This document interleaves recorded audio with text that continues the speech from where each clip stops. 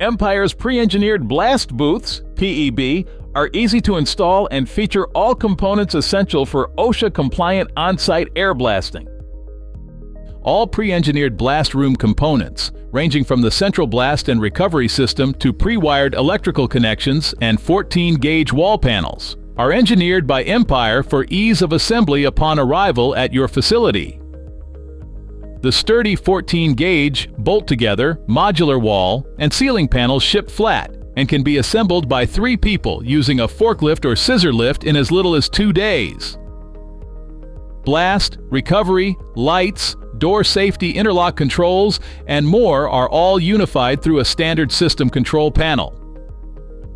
Empire's blast rooms feature the industry-leading PRS blast and recovery system, which improves blasting consistency and effectively recycles grit from 6 to 200 times for significant cost savings.